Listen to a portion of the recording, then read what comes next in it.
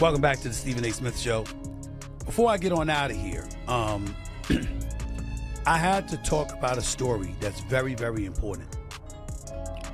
And albeit indirectly, it involves Caitlin Clark. Everything we thought we understood about the hierarchy of professional sports is on the verge of being completely erased. For months, the conversation has centered around the disrespect, the hard fouls, and the petty jealousy aimed at Caitlin Clark. But while WNBA veterans were busy trying to haze the rookie, the biggest bank account in the world was quietly paying attention. This isn't about a shoe deal or a max contract extension. This is about a rumored $1 billion disruption that Stephen A. Smith just validated live on air. These rumors are no longer whispers hidden in internet forums. Reports are emerging that the Saudi Public Investment Fund is preparing a hostile takeover of women's basketball. And they have identified two primary targets, Caitlin Clark and Sophie Cunningham. Pairing the greatest shooter of a generation with one of the most marketable stars in the league would create a breakaway force the WNBA simply cannot compete with. Stephen A. Smith warned the league this was coming. He told them flat out that if they didn't protect their golden goose, someone else would come along and buy the entire farm. And now, it looks like the check may already be written. To understand why this billion-dollar rumor has the WNBA front office terrified, you have to consider the messenger. Stephen A. Smith has been the loudest and most consistent voice calling out the league's mishandling of Caitlin Clark. While other analysts tried to soften the conversation, brushing off hard fouls and hostile behavior as competitive spirit, Stephen A. called it what it really was, jealousy. He went on national television and said the WNBA was fumbling the greatest gift it had ever received. He highlighted the absurdity of Clark flying commercial, getting shoulder-checked by Kennedy Carter, and being left off the Olympic roster. But now, his tone has shifted from criticism to warning. Stephen A. Smith recently made it clear that the market always corrects itself. You cannot suppress a superstar while paying her $76,000 a year when her real market value is in the hundreds of millions. He pointed out that the old guard of the WNBA believed they could bully Caitlin Clark into submission and force her to wait her turn. What they failed to realize is that we now live in an era where player leverage is everything. Smith validating these outside investment rumors confirms one brutal truth: loyalty ends where disrespect begins. His message was simple. The league treated her like an enemy, and now she may become their competition. Now let's look at the numbers, because this is where the loyalty argument completely collapses. The WNBA operates under a strict salary cap. As a rookie, Caitlin Clark signed a 4-year contract worth approximately $338,000, with her first-year salary sitting at around $76,000. To put that into perspective, there are NBA bench players making that amount every single week. The league's long-standing defense has been, "We don't have the revenue." They've claimed the WNBA has lost money for nearly 3 decades. But here's the problem with that argument. Caitlin Clark fixed it in 3 months. Since she entered the league, attendance has surged, jersey sales have exploded, and television ratings have shattered records that stood for decades. She is generating millions for the league while being paid a salary that barely covers rent in most major cities. That's where the Saudi rumors become impossible to ignore.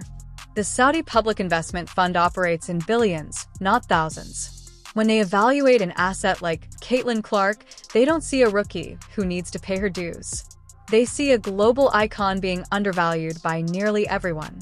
If reports of a $1 billion investment into a new league or tournament structure are accurate, the offer wouldn't be a standard salary, it would be an empire. We're talking about an upfront payment that could exceed the combined career earnings of every other WNBA player. And when you place that next to the league's $76,000 offer, the decision becomes painfully obvious. But this story isn't just about one athlete getting rich. This is a calculated geopolitical strategy. We've seen this exact playbook before, and it permanently changed sports. Think back to LIV Golf. For decades, the PGA Tour controlled the money, the schedule, and the players. Then the Saudis entered the picture. They didn't negotiate. They bought talent. They handed players like Phil Mickelson and Dustin Johnson hundreds of millions just to show up. Critics screamed about greed and sports washing, but the players took the money, and eventually, the PGA had no choice but to merge. Now, insiders believe the same blueprint is being applied to women's basketball. The WNBA is vulnerable. Players are underpaid. Travel conditions have lagged for years, and stars are frustrated. That makes it the perfect target for a hostile takeover, and Caitlin Clark is the centerpiece. They are effectively targeting the engine of the entire sport. Without Caitlin Clark, the WNBA risks fading back into obscurity. With her, a new Saudi-backed league instantly becomes the center of the basketball universe. But no league can survive on one star alone. You need a rivalry. You need a supporting cast. You need faces that move culture and sell the product. That's where the Sophie Cunningham rumors start to make perfect sense. Why her? Why not Aya Wilson or Brianna Stewart? The answer is brutally simple: marketability and demographics. Sophie Cunningham has built a massive following not just because of her gritty, physical style of play, but because she understands branding. She is recognizable, camera-friendly, and knows how to work the social media machine. There's a reason broadcast cameras constantly find her on the sidelines. The belief is that this new league wants a dream pairing of stars who can appeal to a global audience. Caitlin Clark and Sophie Cunningham together check every box: the generational sniper and the tough, fearless enforcer. They are the perfect faces to launch an entirely new brand. Stephen A. Smith has hinted at this reality repeatedly. Sports is business. Stars sell tickets. Clark and Cunningham sell tickets. Period. But that leads to the obvious question: why would Caitlin Clark even consider leaving the league she dreamed of playing in? If the WNBA had embraced her from day one, this billion-dollar offer might be easy to brush aside. But that's not how it played out. From the moment she stepped onto the court, it felt like open season. Diana Taurasi went on ESPN during the Final Four and warned Clark that reality was coming. The comment landed bitter. It felt like the old guard felt threatened by the new blood. Then came the games. Clark was picked up full court, hammered in the paint, knocked to the floor, and the referees swallowed their whistles. The Kennedy Carter hip check that echoed around the world wasn't basketball, it was a message. Stephen A. Smith erupted afterward, asking where her teammates were and why the league wasn't protecting its biggest star. The message was loud and clear. The veterans didn't want to pass the torch. They wanted to snuff it out. In an environment like that, an exit strategy starts to look very appealing. Why stay in a workplace where your success is resented when you could go somewhere else, be celebrated, treated like royalty, and make 50 times the money? And this isn't the first time someone has tried to pull Caitlin Clark away. Remember the big three? Ice Cube publicly offered Clark $5 million to play just 8 games in his 3-on-3 league. $5 million, more than she would earn in her entire WNBA career. At the time, she turned it down. She wanted to prove herself in the WNBA. She wanted to chase championships the right way. But that was before the hazing, before the non-stop media chaos, before the lack of protection. Now the landscape looks very different, and a rumored Saudi offer reportedly makes Ice Cube's proposal look like pocket change. The key difference is infrastructure. This wouldn't be a side hustle or a summer experiment. This would be a full replacement league. A global tour with fewer games, luxury travel, no salary cap, and none of the restrictions players have complained about for years. Ice Cube proved the market existed. The Saudis are proving they have the capital to make it permanent. Now, let's flip the camera and look at this from the WNBA front office. From the desk of Commissioner Kathy Engelbert, this is nothing short of a nightmare. The WNBA is in the middle of negotiating a massive new media rights deal, asking networks like Disney, Amazon, and NBC for billions. Their entire pitch is built on one thing: the Caitlin Clark effect. They're showing charts of skyrocketing ratings and sold-out arenas and telling networks, this is the future. But if Clark announces she's leaving for a rival league, that leverage disappears instantly. Networks aren't paying billions for the WNBA without Clark. They're paying for Caitlin Clark. If she walks, the TV deal collapses. And if the TV deal collapses, the revenue sharing the veterans were counting on disappears too.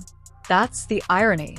By alienating the one player who brought the money, the veterans may have destroyed their own paydays. Stephen A. Smith has alluded to this karma directly. You don't bite the hand that feeds you and expect to keep eating. Now we have to address the elephant in the room. Anytime the Saudi Public Investment Fund is mentioned, the moral outrage machine fires up. We heard it with LIV Golf. We heard it when Cristiano Ronaldo went to Saudi Arabia. And we'll hear it again here. Critics will shout about human rights and sports washing. But as Stephen A. Smith often reminds people, morality doesn't pay the mortgage. NBA players take millions from China and no one blinks. Golfers took Saudi money and the outrage faded within months. For women's athletes, the moral equation is even tougher because they've been financially underpaid for decades. Can you really criticize a player for accepting a $10 million check when her current employer values her at $70,000? Fans may argue online, but history proves one thing. Fans follow the talent. If Caitlin Clark and Sophie Cunningham are playing basketball anywhere on Earth, people will watch. Outrage fades. Generational wealth doesn't. The Sophie Cunningham connection also signals something bigger. This new league likely wouldn't follow a traditional city-based model. Instead, it would resemble a global tour, similar to tennis or golf. Players are finally realizing that they hold the leverage. So where does that leave us? Standing on the edge of the biggest power shift in the history of women's sports. Stephen A. Smith has spelled it out plainly. The WNBA had a once-in-a-generation opportunity to embrace the future, and instead it allowed jealousy, ego, and poor leadership to drive a wedge between the league and the very player who saved it. This rumored $1 billion Saudi-backed deal, led by Caitlin Clark and Sophie Cunningham, isn't just about money. It's a revolution. It's a warning shot. If the traditional system refuses to pay women what they are truly worth, someone else absolutely will. The Caitlin and Sophie era may not unfold in a WNBA jersey at all. And if that happens, the league has no one to blame but itself. The question is no longer if Caitlin Clark leaves. The question is when. And when that press conference happens, when the number is revealed, the entire sports landscape will change overnight. So ask yourself this. Would you watch a breakaway league built around Clark and Cunningham, or would you stay loyal to the WNBA? Because the answer to that question may decide the future of women's basketball itself.